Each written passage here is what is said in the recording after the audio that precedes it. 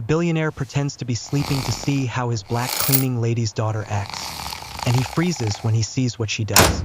The leather armchair was a monument to his solitude. It was the only piece of furniture in the office that felt lived in, bearing the faint sheen of 100 long nights spent contemplating balance sheets and profit margins.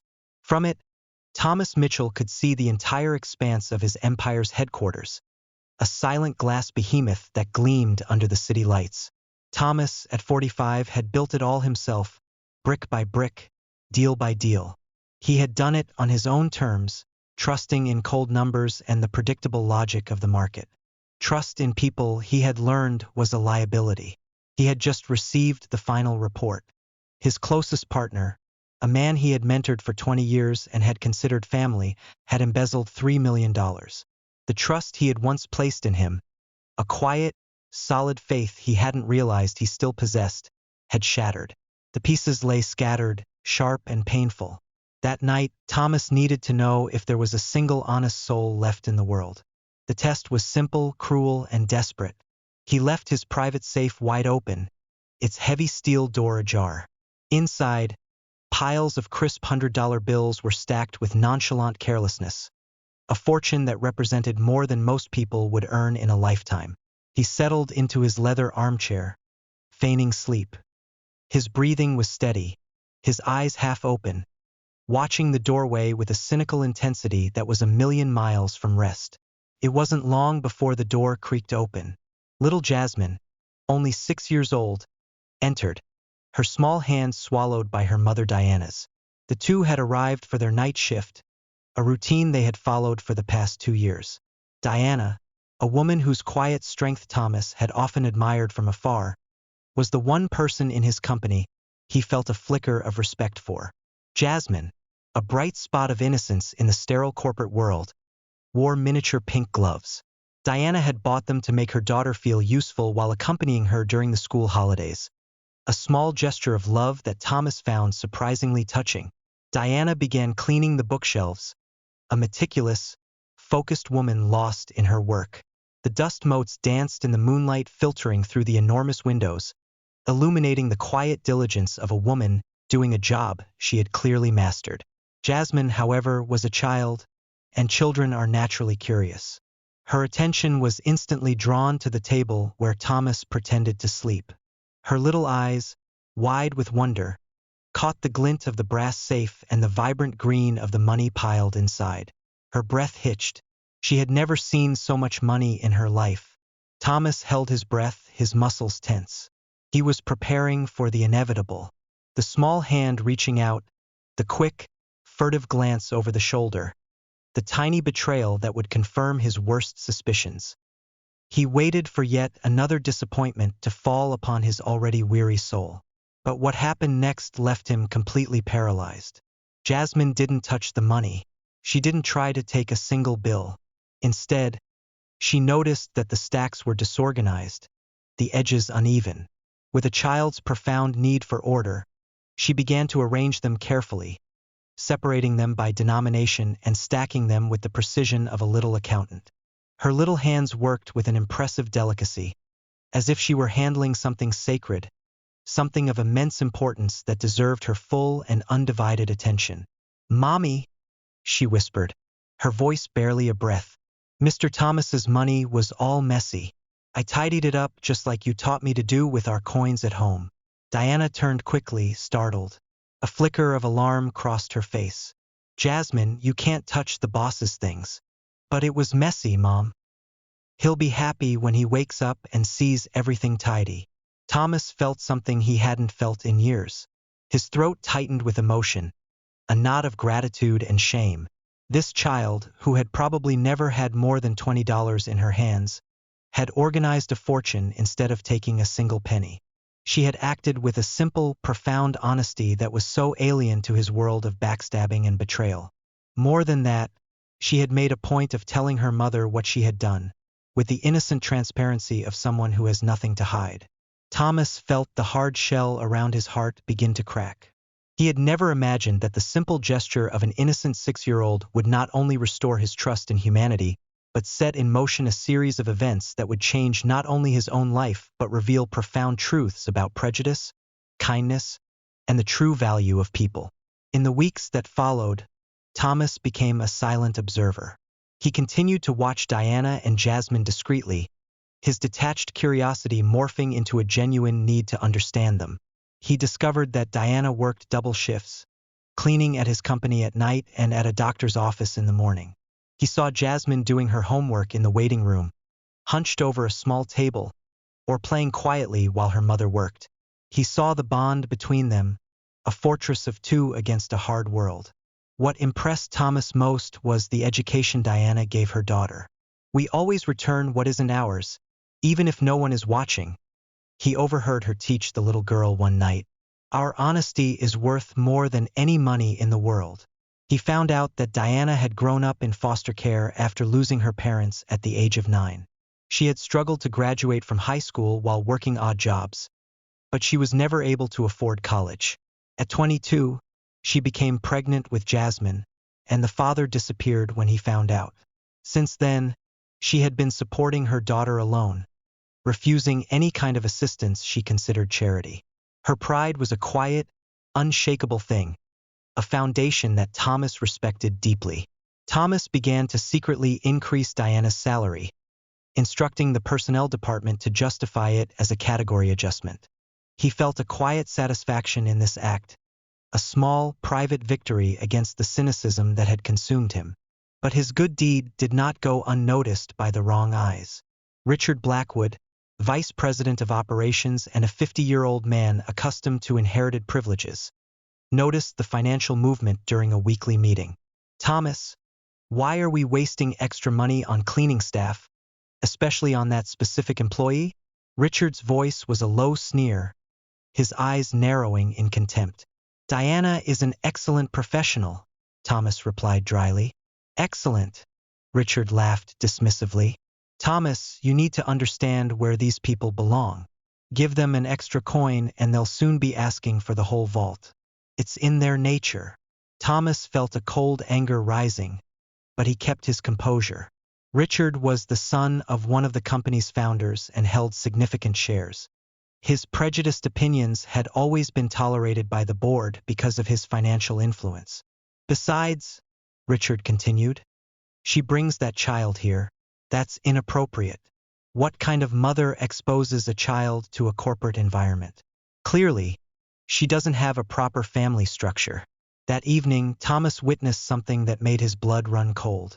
Richard, who had stayed late, ran into Diana in the hallway. He cornered her against the wall, his face a mask of threatening malice. "Listen carefully," he said, his voice low and full of venom. "I know you're getting more money than you deserve. I don't know what kind of favors you're doing, but it's going to stop." Diana's face turned pale. "Sir, I don't understand." "Of course you don't understand. People like you never do. You just take what you're given and keep quiet, and get that child out of here. This isn't a daycare center." Jasmine hid behind her mother, frightened by the aggressive tone. Diana hugged her daughter protectively. "Sir, I'm just doing my job. Your job is to clean and be invisible. Nothing else." Thomas watched everything from his office, a searing, purifying rage coursing through him. Richard had crossed a line that could not be uncrossed. He had not only insulted Diana, but he had frightened an innocent child whose only crime was accompanying her mother to work. That night, Thomas made a decision. It was no longer enough to stand by and watch. Richard Blackwood had revealed his true nature, and Thomas had the resources to do something about it. What Richard didn't know was that Thomas had recorded the entire conversation. The security system that Richard himself had approved to monitor employees now recorded his own poisonous words. But Thomas wanted more than just a recording. He wanted Richard to hang himself with his own words publicly, in such a humiliating way that he would never be able to show his face in business circles again. The plan that began to form in his mind was ambitious. It was no longer just about protecting Diana and Jasmine, but about using Richard's arrogance against him. Every new humiliation the man inflicted only strengthened something inside Thomas that had lain dormant for years, a thirst for justice that grew, fueled by the very injustice he witnessed.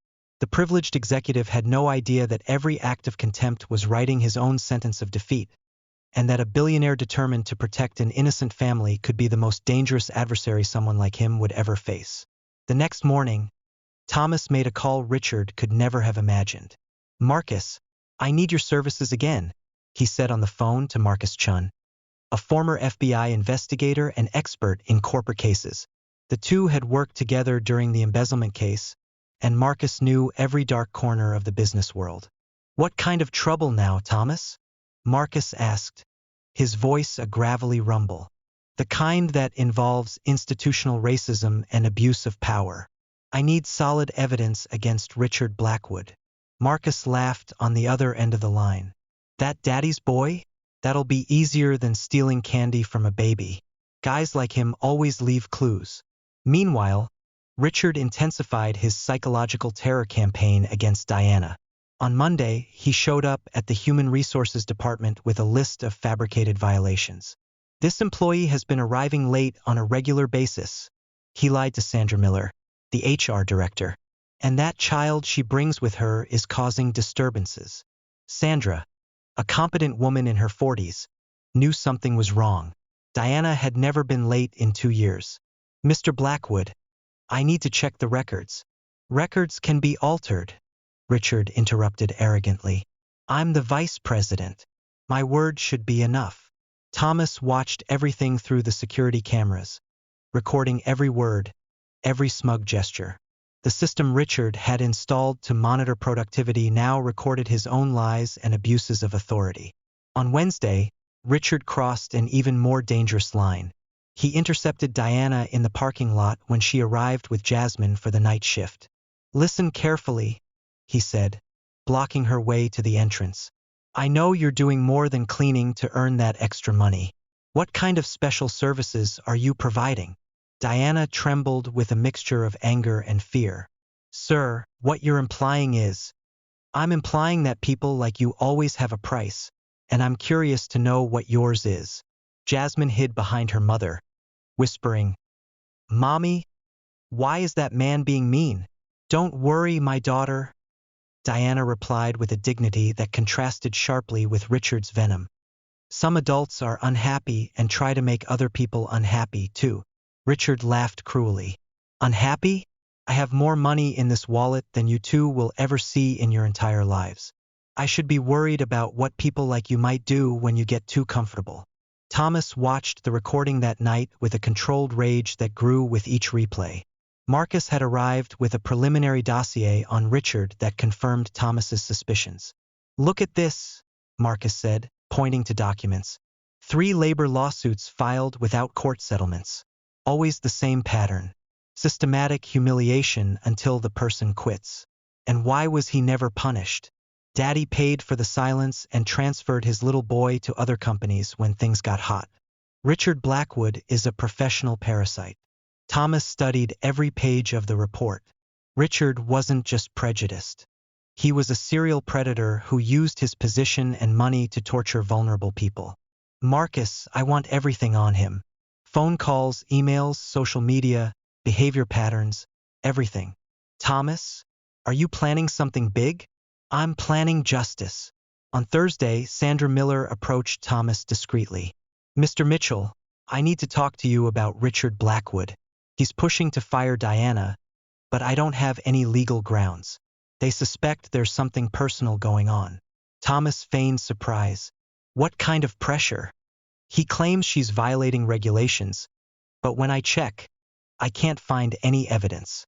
Yesterday, he suggested that people like her shouldn't have access to administrative areas after business hours." "People like her?" Sandra hesitated. "Sir, I believe there are discriminatory implications in his conduct." It was the opening Thomas needed. "Sandra, if you suspect discrimination, you need to document everything officially. Open an internal investigation." "But he's the vice president and I'm a director." "You're the head of HR. Document everything." That night, Thomas implemented phase 2 of his plan. He instructed the IT department to install additional microphones in areas where Richard had been known to intimidate employees. Officially, it was an improvement to the security system. In reality, it was a digital trap. Friday night, when Richard thought he was alone in the office, he made a phone call. Thomas heard everything through the audio system. "Dad, that situation we talked about. Yes, the black cleaning lady. She's becoming a problem. I need you to use your contacts to create some legal difficulties for her. Suspicion of theft, problems with documentation, anything that will force her to resign." His father's voice echoed through the speaker. "Richard, are you sure you're not overreacting? A mere cleaning lady. Dad, it's a matter of principle. If we allow these people to feel too comfortable, soon they'll be demanding rights they don't deserve. It's better to take care of this before other employees, similar ones, start getting ideas." Thomas recorded every word, feeling a cold satisfaction. Richard had just confessed to conspiracy to fabricate evidence and explicit racial discrimination. Marcus showed up at Thomas's office on Monday morning with a briefcase full of evidence. "Thomas, you won't believe what I found. Richard has posts on private social media that are true supremacist manifestos. Conversations in closed groups where he and other executives make jokes about black employees. There's more," Marcus continued.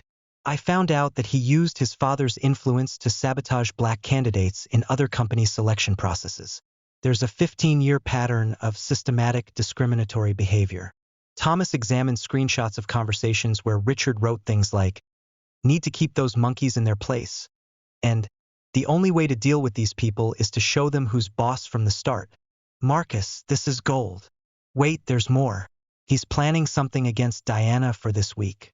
I intercepted messages from him organizing a staged theft." Thomas felt the blood drain from his face. "What do you mean?" "He's going to plant something expensive in her cleaning supplies and then discover it publicly.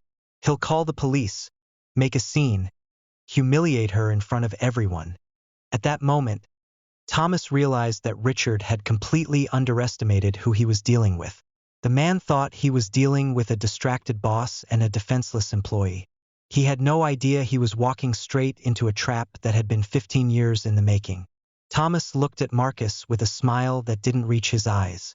"Perfect. Let him try.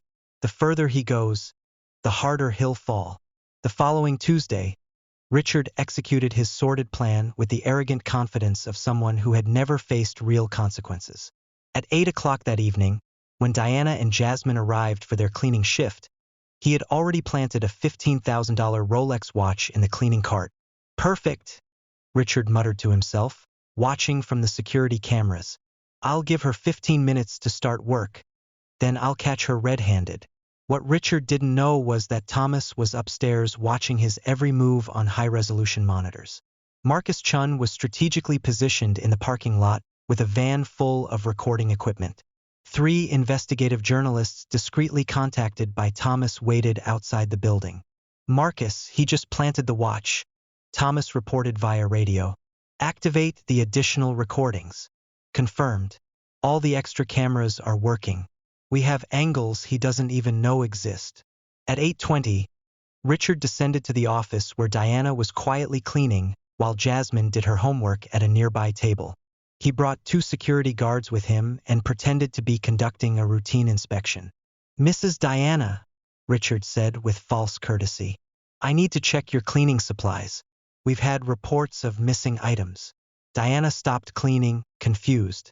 "Mr. Blackwood, I don't understand." "It's standard procedure," Richard lied, walking directly to the cart where he had planted the watch. "Ah, how interesting. What's this?" He removed the Rolex with exaggerated theatricality, as if he had just discovered the Holy Grail. "Diana Jefferson, this is a $15,000 watch that went missing from Mr. Mitchell's office yesterday." Diana turned completely pale. "I've never seen this watch in my life." "Of course not," Richard said with poisonous sarcasm. "It just appeared on your cart, didn't it?" Jasmine stood up from her chair, frightened. "Mommy, what's going on?" "Be quiet, child," Richard ordered brutally. Your mother will have to come with us to explain how expensive items magically appear in her materials. One of the security guards had already picked up the phone to call the police. Yes, police. We need to report a theft in progress. It was at that moment that Thomas appeared at the office door with Marcus and three people Richard didn't immediately recognize. Richard, Thomas said with a calmness that made Richard's blood run cold. I think you should hang up that phone. Thomas, I'm glad you're here. We caught your employee stealing your watch. Thomas laughed, a cold, humorless sound that echoed through the silent office. My watch? Richard, I've been wearing an Apple Watch for 5 years. I've never owned a Rolex. The confidence on Richard's face began to waver. What? What are you saying? I'm saying we just recorded you planting a watch you bought this morning. We have the receipt in Diana's shopping cart to frame her. Marcus approached with a tablet showing high-definition footage of Richard placing the watch in the cart 40 minutes earlier. Angle 1, he said, swiping to the next video. Angle 2. Angle 3. We even have your face clearly visible when you check to make sure no one is watching. Richard tried to speak, but Thomas interrupted him. Oh, but there's so much more. Richard, Marcus, show him the scrapbook we put together. Marcus opened a digital file and began projecting its contents onto a portable screen. First came screenshots of Richard's racist posts in private groups. Need to keep these monkeys in their place? Marcus read aloud. That's yours, isn't it, Richard? Diana gasped, covering her mouth with her hands. Richard tried to get closer to the screen, but Thomas blocked him. Here's your conversation, Marcus continued, planning to create legal difficulties for Diana. And here's your confession that it's a matter of principle to prevent these people from feeling comfortable. Where did you get this? Richard stammered, sweat beginning to bead on his forehead. The security system. You approved it yourself, remember? Including that call to your conspiracy-mongering father to fabricate evidence against an innocent employee. One of the journalists identified herself. Jennifer Walsh, Channel 7 News. Mr. Blackwood, would you like to comment on this evidence of systematic racial discrimination and conspiracy to fabricate criminal evidence? Richard finally understood the magnitude of what was happening. You can't use that. I have rights. Of course you do, Thomas said calmly. You have the right to remain silent because anything you say will be used against you, not just by the police who are already on their way to arrest you for conspiracy and attempted defamation, but also by the press, the company board, and Diana's lawyers. Marcus continued the presentation. We also have records of your 15 years of systematic discrimination in previous jobs. 3 lawsuits hushed up by Daddy, 8 Black and Latino employees you harassed until they quit. And best of all, Thomas interrupted. We have recordings of you on cameras you didn't even know existed, including your threats to Diana in the parking lot and your disgusting sexual advances. The second reporter stepped forward with a camera. Mr. Blackwood, how do you respond to the accusations that you used your position to systematically persecute minority employees? Richard tried to run, but Marcus blocked the exit. Oh, I almost forgot, Marcus said with a smile. Your bank account was frozen an hour ago. Your family has already been notified of the contents of the evidence, and the company board has called an emergency meeting for tomorrow morning to discuss your dismissal for cause and possible legal action. Diana, who had remained in shock, finally found her voice. Mr. Mitchell, did you know this was going to happen? Diana, I knew Richard was prejudiced, but I didn't imagine he would go so far as to try to destroy you with false evidence. When I discovered his plan, I decided it was time to stop watching passively. Jasmine approached Thomas timidly. Mr. Thomas, will the bad man stop scaring Mommy now? Thomas knelt down to the girl's height. Yes, sweetheart. He'll never bother you again. Richard, desperate, made one last pathetic attempt. Thomas, we can settle this between gentlemen. My family has significant investments in the company. Had, Thomas corrected him, until 20 minutes ago, when the board voted unanimously to force the purchase of all Blackwood family shares. Congratulations. You've managed to ruin not only your own career, but also your family's fortune. The police arrived at that moment, But it wasn't Diana who was arrested. Richard Blackwood, Detective Harris said, "You're under arrest for conspiracy to fabricate evidence, harassment, racial discrimination, and attempted defamation." As they handcuffed Richard, he looked at Diana with a hatred that finally revealed his true, unmasked nature. "This won't stand. My family has influence." Had Marcus corrected again. "Until this morning when the evidence was leaked to all major media outlets. Your father called 2 hours ago asking to be removed from the company's contact list." The third reporter approached Diana.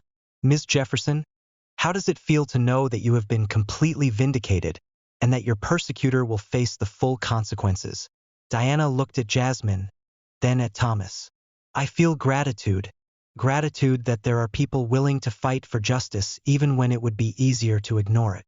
Thomas watched Richard being led away in handcuffs, knowing that the man faced not only prison but complete social and financial ruin.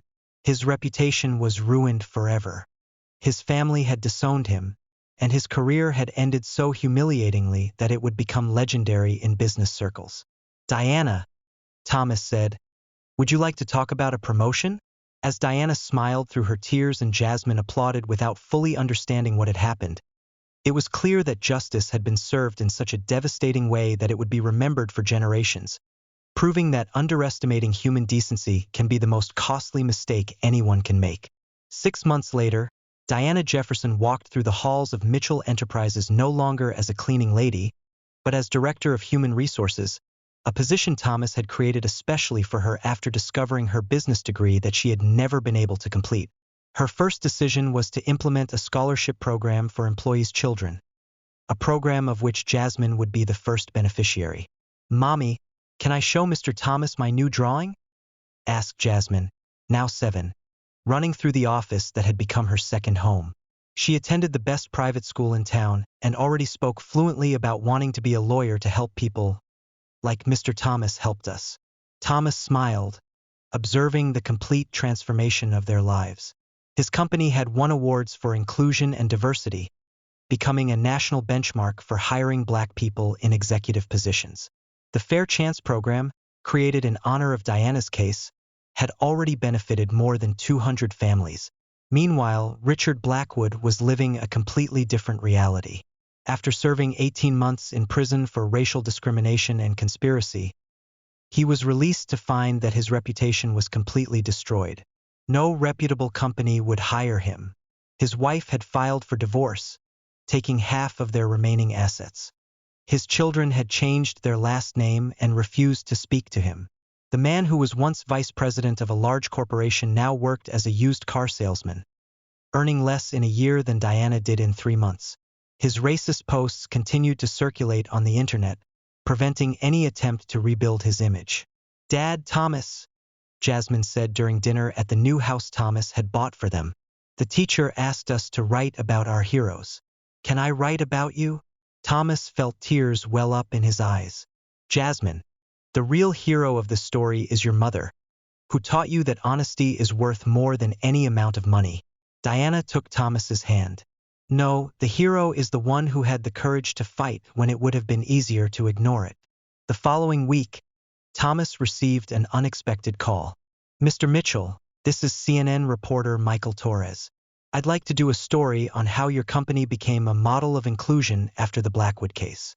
The story aired during prime time, showing Jasmine playing in the office where it all began, Diana working in her new role, and Thomas explaining how a 6-year-old had changed his view of justice and humanity.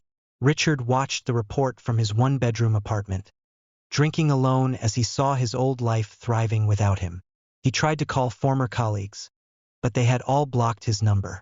He tried to create new social media profiles, but his racist posts kept resurfacing, haunting him like digital ghosts from his past. 3 years later, on Jasmine's 10th birthday, Thomas made a special announcement during the birthday party. "Jasmine, Diana, you have changed my life in ways I can never fully repay. That is why I have created the Jasmine Jefferson Educational Fund, which will provide college scholarships to talented young Black people for the next 50 years. Jasmine ran to hug him. "Thank you for believing in us when no one else did." That same day, Richard was trying to get a job at a gas station, but was rejected after the manager Googled his name and found the famous article about racial discrimination. His fall had been so complete and public that it became a case study in business schools about how prejudice and arrogance can destroy entire careers. Thomas realized that true revenge was never about destroying Richard. It was about building something bigger than he could ever imagine. He turned an ordinary company into a symbol of social justice, created opportunities for hundreds of people, and proved that integrity leads to genuine prosperity. The honesty of a 6-year-old taught me that the best response to hatred is love and action, Thomas said during a speech at Harvard University. Richard tried to bring us down, but he ended up lifting us to heights we never dreamed we could reach. Today, Jasmine is attending a prep school bound for Harvard. Diana has an MBA and is nationally recognized for her innovations in human resources. And Thomas has been honored by the government for his contributions to racial equality in the corporate environment. Richard, he still lives alone, working odd jobs, remembered only as an example of what happens when someone underestimates the power of human decency combined with the determination to do what is right. True justice was not Richard's imprisonment or his financial ruin. It was proving that kindness, when protected by strength, builds legacies that inspire generations. If this story of honesty and justice touched you, remember to subscribe to the channel and turn on the notification bell for more stories that prove doing good is always worth it.